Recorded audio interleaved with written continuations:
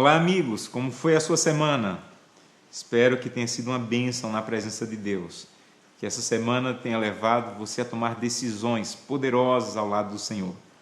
Hoje, mais uma vez, vamos estudar a palavra de Deus.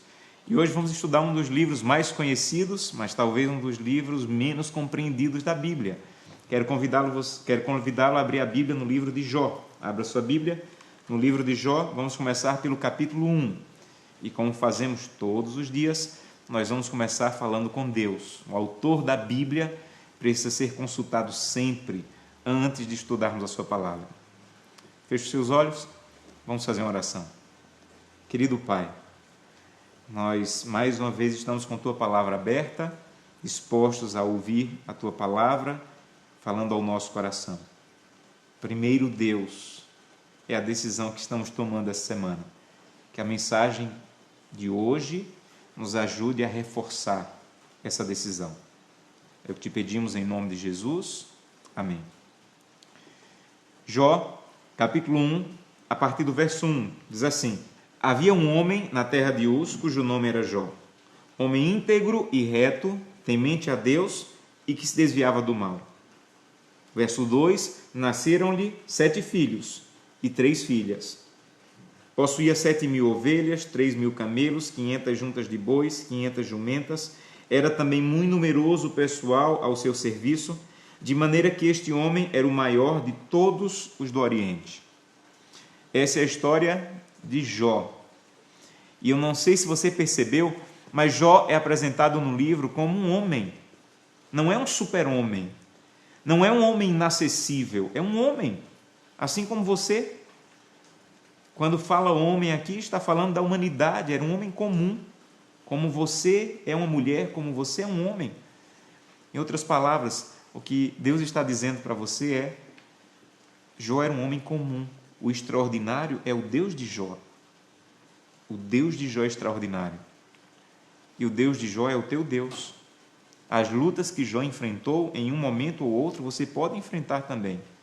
Mas o Deus de Jó vai estar do teu lado. Depois de apresentar Jó como um homem, a Bíblia diz que Jó era um homem que possuía riquezas. E eu não sei se você notou, mas cada versículo apresenta uma riqueza de Jó. Verso 1, ele diz que Jó era íntegro, reto, temente a Deus e que se desviava do mal. Pensa comigo, uma pessoa íntegra, reta, temente a Deus e que se desvia do mal, é rica em qual aspecto da vida? Exatamente, no aspecto espiritual. Verso 2, Jó tinha 10 filhos. E o texto diz que Jó acordava de madrugada para interceder pelos filhos, que os filhos de Jó se davam bem porque faziam festa um na casa do outro. As filhas de Jó eram tratadas de maneira digna. Então, alguém que tem tudo isso em sua família é rico em qual aspecto? No aspecto familiar. E o verso 3 diz que ele tinha bois, camelos, jumentas, muitos servos. Ele era rico também no aspecto material. Então, vamos pensar. Jó era rico em 3 aspectos. 1, espiritual. 2, familiar. 3, material. Amigo, não tenha medo dessas 3 riquezas. São riquezas que Deus pode dar para você também. Então não tenha medo de dizer: Santo Deus, me dá riqueza espiritual. Eu quero ter poder, Senhor. Eu quero ter um caráter nobre. Eu quero te representar bem perante o mundo. Não tenha medo de dizer: Santo Deus, eu quero uma bênção no meu casamento, na minha família, com os meus filhos. Santo Deus, eu quero riqueza familiar. E não tenha medo de dizer: Santo Deus, me abençoa também na vida material. Há pessoas que quase que demonizam o dinheiro, sendo que o dinheiro, as riquezas, os bens, são a bênção que Deus dá àquele que o busca. Deus escolhe, Deus sabe como dar, mas Deus pode te abençoar também nesse aspecto. Então, não pense pequeno. Se você trabalha em algum lugar que ganha 200, trabalhe, estude para ganhar 400. Deus pode te abençoar. Agora, há uma coisa que você precisa entender sobre riquezas na Bíblia. Amigo, na Bíblia, riqueza é uma coisa que você pede a Deus, mas está disposto a pagar o preço por elas. Não ouse pedir a Deus riqueza se você não está disposto a pagar o preço por essas riquezas. Então, não ouse dizer: Deus, me abençoa na vida espiritual, mas eu não quero acordar de madrugada para te buscar. Não há riqueza espiritual se você não está disposto a pagar o preço. Há pessoas que dizem, Santo Deus, eu quero ter mais fé. E quando chega uma prova, você abandona o barco. Então você quer riqueza espiritual? Pague o preço. Você quer riqueza familiar? Pague o preço. Perdoe, peça perdão, reconheça quando você estiver errado, dê o braço a torcer. Sabe, me mostre um homem que tem riqueza espiritual, ou uma mulher, e eu vou lhe mostrar alguém que está pagando o preço, acordando de madrugada, buscando a Deus de maneira íntima. O problema é que nós dizemos, Santo Deus, eu quero poder. Aí Deus diz, então me busque de madrugada. Aí você diz, não, eu quero poder, mas não quero acordar de madrugada. Você entende? É incompatível.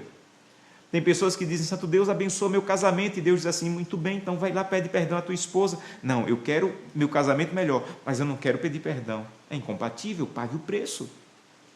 Quer riqueza material? Pague o preço.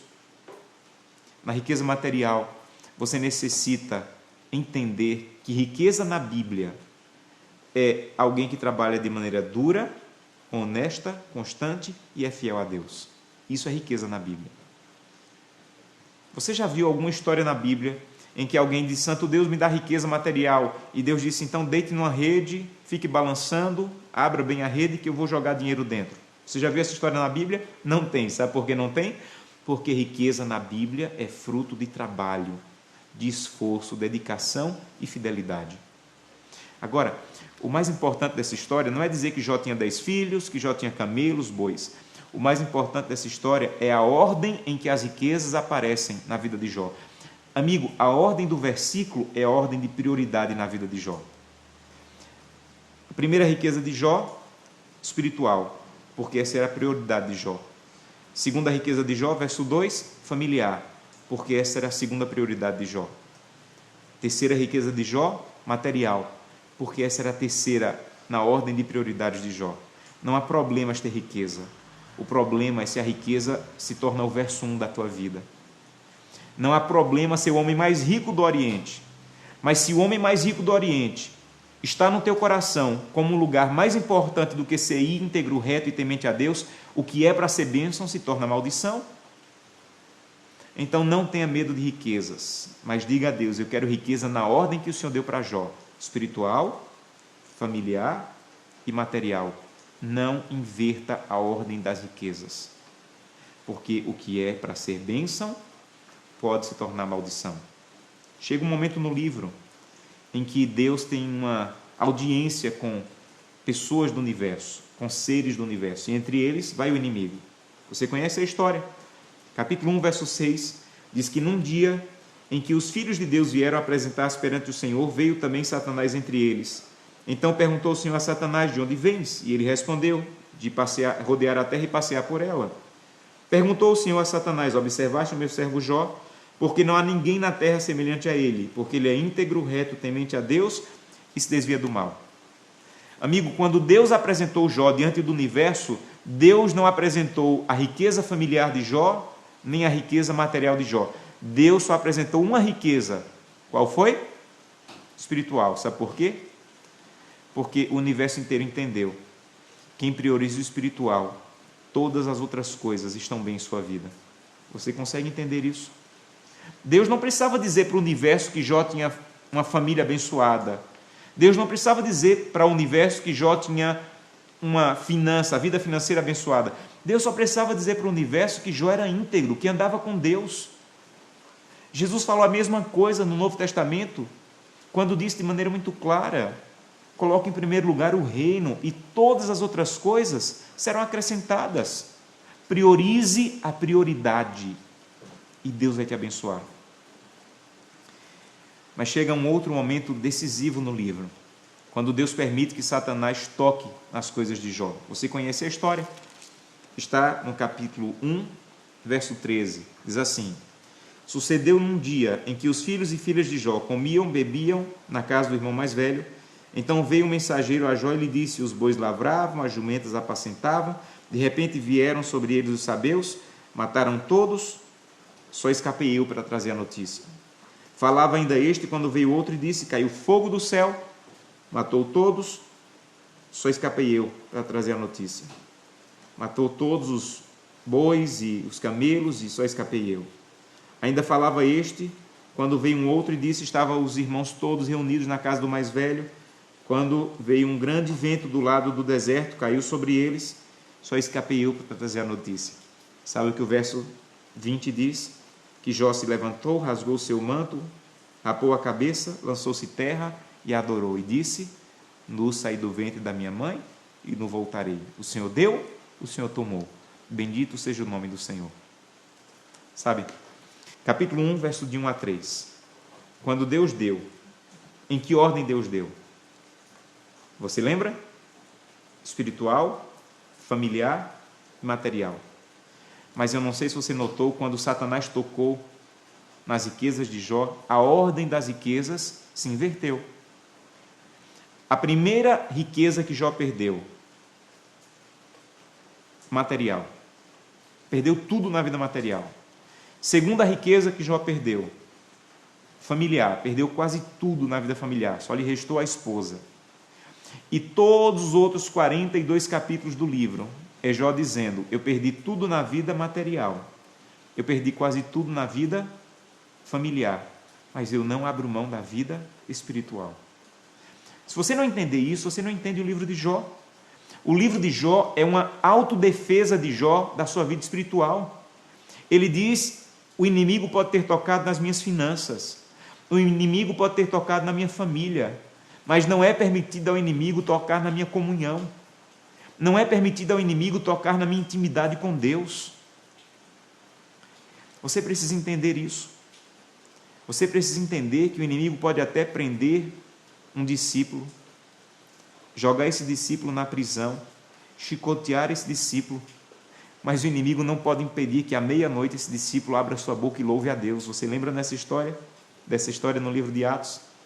Prenderam os discípulos, chicotearam os discípulos, mas meia-noite eles estavam adorando, porque só você pode entregar de bandeja para Satanás sua riqueza espiritual. E eu quero convidá-lo hoje a dizer assim, o inimigo pode até tocar na minha vida financeira, como talvez tenha tocado. O inimigo pode até tocar na minha vida familiar, é duro, mas pode acontecer.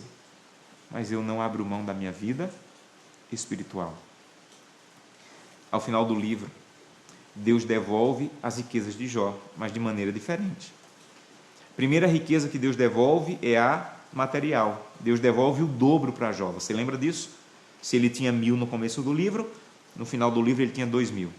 Sabe por quê? Porque riqueza material é tão insignificante que Deus tem que dar o dobro para poder valer alguma coisa. Por isso que Deus deu o dobro para Jó. A segunda riqueza que Deus devolveu para Jó foi a riqueza espiritual. É por isso que ele diz no capítulo 42, verso 5, eu te conhecia só de ouvir, mas depois de toda a crise ao teu lado, agora os meus olhos te veem. Porque sempre que você passa por uma crise perto de Deus, você sente a presença de Deus de maneira única. Quantas vezes eu já visitei alguém que teve que abrir mão do emprego por causa da fidelidade ao princípio bíblico do sábado. E eu fui lá querendo saber como é que eu vou confortar esse irmão. E sabe o que eu ouço?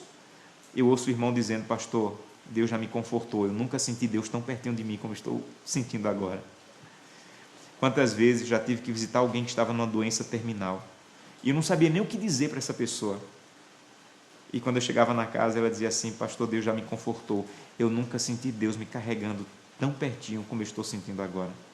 Porque em meio à crise, quando você está próximo de Deus, você vai sentir a presença de Deus como nunca sentiu na vida, quando você confia nele. E a terceira riqueza que Deus devolveu para Jó foi a riqueza familiar. Como Deus devolveu a riqueza familiar para Jó? Ele nem devolveu os filhos mortos do começo do livro continuaram mortos. E nem deu o dobro, porque Jó tinha 10 filhos e no final teve outros 10. Sabe por quê? Porque riqueza familiar é insubstituível. Se Deus tivesse dado 300 filhos para Jó no final da vida, ele ainda sentiria falta dos 10 que morreram. Concorda comigo? Então entenda uma coisa. Riqueza familiar é insubstituível. No seu trabalho, você é completamente substituível. mas como pai, como esposo, como esposa, como filho, ninguém pode te substituir. Então você quer investir em alguma coisa? Invista nas duas coisas que você vai levar para o céu: o teu caráter e a tua família. Sabem, essa história nos ajuda a repensar as nossas prioridades. Essa história nos ajuda a entender e valorizar o que realmente tem valor. Deixa eu compartilhar com vocês o maior sonho da minha vida. O maior sonho da minha vida é entrar pela porta do céu, segurando a mão da minha esposa, Gleice, e dos meus filhos, Glenda e Samuel. E o sonho é ficar em frente a Jesus, olhar bem no rosto dele e dizer: Jesus Cristo, aqui está a minha família, o maior tesouro que eu poderia trazer para o céu. E eu espero que Jesus diga algo mais ou menos assim para mim: Josanã, eu já conhecia a sua família, porque todo dia você me apresentava a sua família no culto familiar, na sua oração particular.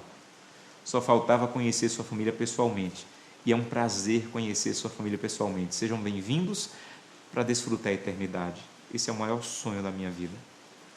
E para isso, eu estou tentando priorizar Deus, primeiro Deus, para que o meu caráter seja transformado, para que a minha riqueza espiritual seja valorizada, que eu seja semelhante a Jesus Cristo, e para que eu possa ter uma influência positiva sobre a minha família, para logo, logo estar com a minha família no céu. Eu quero convidá-la a tomar a mesma decisão hoje. Eu quero convidá-la a dizer: Santo Deus, eu estou atrapalhado na ordem das riquezas na minha vida. Eu estou valorizando mais o material, porque eu estou saindo de casa sem fazer o culto familiar. Quando você sai de casa sem o culto familiar, o que você está dizendo é: hoje eu não tenho tempo para a riqueza espiritual, eu só tenho tempo para a riqueza material. Então eu quero convidá-la a dizer: Santo Deus, me ajuda a colocar em ordem as prioridades. Esse é o seu desejo?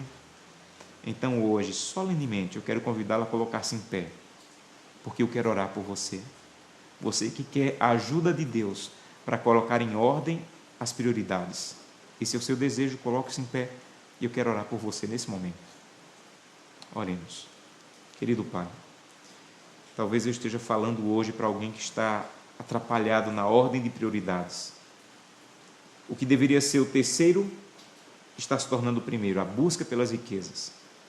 Nos ajuda a colocar as prioridades nas tuas ordens de prioridade. Que possamos ter riquezas na ordem de Jó, espiritual, familiar, material. E se perdermos, que possamos perder também na ordem que Jó perdeu, material, familiar, mas que nada toque na nossa riqueza espiritual.